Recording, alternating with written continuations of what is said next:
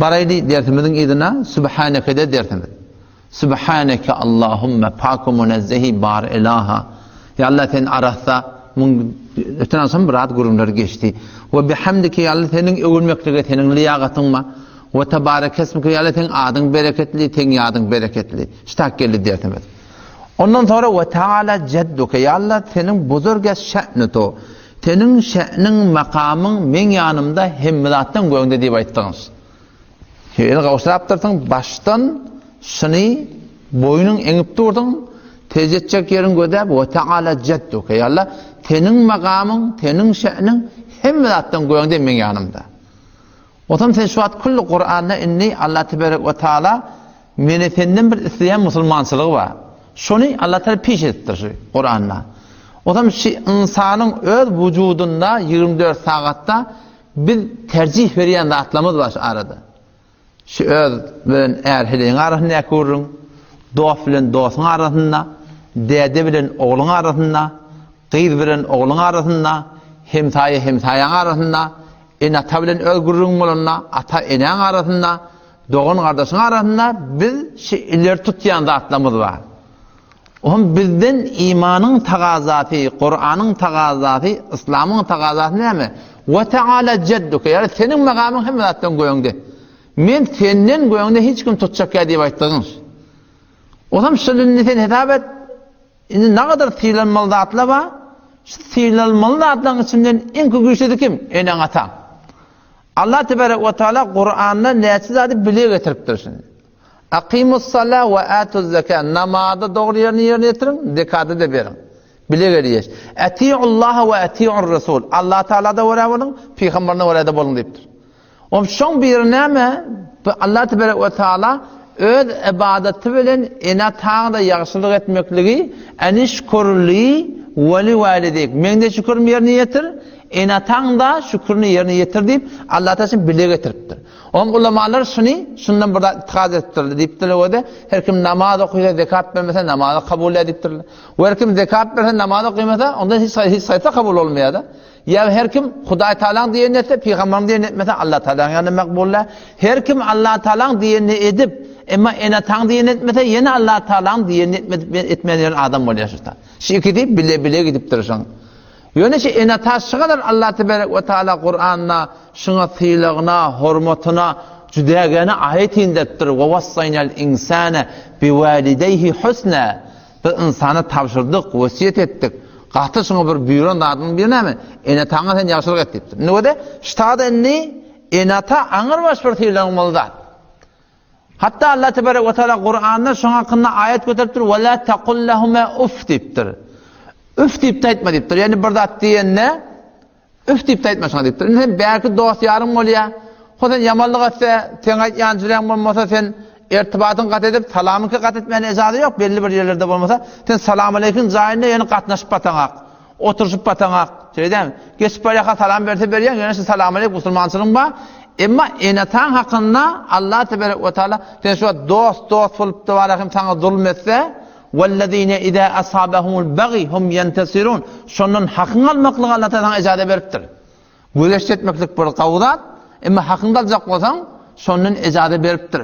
فَاِنْ عَاقَبْتُمْ فَعَاقِبُوا بِمِثْلِ مَا عُقِبْتُمْ بِهِ burada tutulsanız hak almalı sen hakkını yiyecek onu ama sen şun öğüt etçi edavet ettir Allah Teala. Ama eni takip kalanlar Allah Teala'sın şey demeyiptir. Aslın icadanı da yoktur.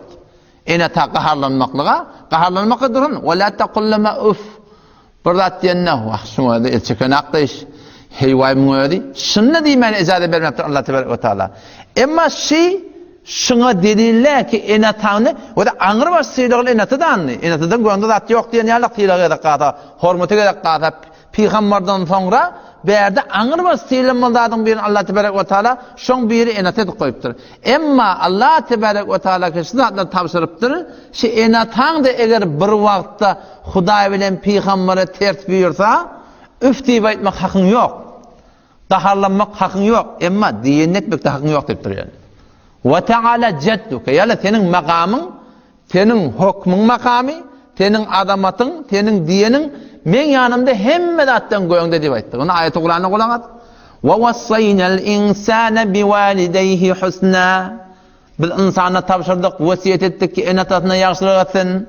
Yöne bir gurmayı Allah Teala. Ve in cahadaka ala en tushrike bi ma laysa laka bihi ilm. Eğer ki enatan sayı kujuj etsele ala en tushrike bi kimin Allah'a şerik getirecek bolýar sana ma laysa laka bihi ilm. Bilen asla doğru derlerini enatan sana öz zatına, Allah'tan sıfatına ya Hudaý Taala'nın hayda bir hukmunun mukabilına sana Hudaý Taala'nın diyen ettirmeyeni öğdaydan ne oraya bolduracak bolýar. Şeriata oraya boldurmani öğdaydan ne oraya bolduracak bolýar. Allah Teala näme diýär? Fela tuti'uhuma diyen etme şolan diýipdir. O näme diýip? Ve Teala cedduke. Ya Allah, senin makamın, menziletin her bir zatdan goýan. Enatan tiýle hormatsaýna, om näme den ýarap berdi? Enatam sen aýdanyňa ters beripdi da. Fela tuti'uhuma diyen etme hakyň ýok diýipdir. Yöne ve sahibuhuma fid dunya ma'rufa. Qawluq bilen berhordat enatan bilen. Taharlanmakda hakyň ýok, üftimekde hakyň ýok. Yöne Allah Taala bilen Peygamberiniň şeriatyna ters şu enatan diýen etmekde hakyň ýok musulmanlar. O näme diýip? Şunda madat etken ki ve Taala cedduk. Ya Allah sen makamyň men ýanymda her bir zatdan goýandy. Indi ýene de adamyň bir sylayan bir zady bar da heşat dost ýaryň arasynda öz aramda bolýan gurunç. Sen bir gurungende şiara, o ham sen istada bilip duň, sen nahaq. Özüň bilip duň, istada istiba tenne. Sen istada nahaq edip durdyň. Sen istada şo ben nahakyna kemçilik edip durdyň. Allah Taala sana hakkında ayet göteripdir. O da benem, sen özüň tiýleýärsiň. Ve menen Allah bolup da men sen tiýledim. Ve laqad kerremna bani Adam diye. Ve hamalnahum fil berri vel bahr. Derýaçyl himmetidin ki, ýöne eger bir wagtda öz tertiňe de menin Allah'ın hukm mukabilina sen burada diýmeli bolsaň, i'dilu walau ala anfusikum diýipdir. Adil bolun, dogry kes, öz dereriňe de bolsa diýer. Tercih bermeli ve Teala cedduke. Yani sen makamyň goýaňda. Men yani özümden ne geçmeli istada. Ona awil akrabin diýipdir Allah Taala.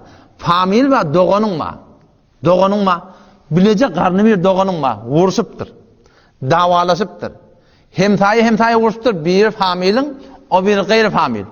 Ara kep gurunçypdyr bir famil, gayri famil. Allah näme diýär? I'dilu adil bolun. Walau ala al-aqrabin diýip aýtdy. Yani öz yakınca kardeşlerinin tertinde olsa şoňa näme etmeli? Istada haka etmeli. Yani men kardeşim diýip, kardeşiň dogan kardeş famil diýip şoň tarabyn çekdik.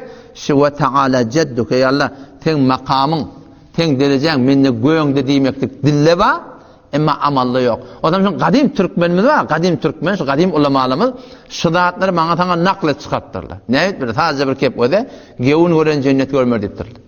Gewün görmek gowda da. Başa gewün görmeklik nirde?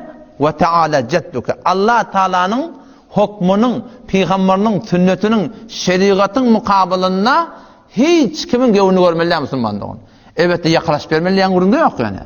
Ve Teala cedduke Allah senin makamı menziletin hemmelatdan goýandy. Allah temizliğine tawfik bersin. Otam şu taýdan bara şu ve Teala cedduke her bir yerde Allah'ını belen tutmalı inşallah. Şeytek inşallah dünyamda ahiretimizde bizim belen tutmalı. Vesselamu aleyküm ve rahmetullahi ve berekatuhu.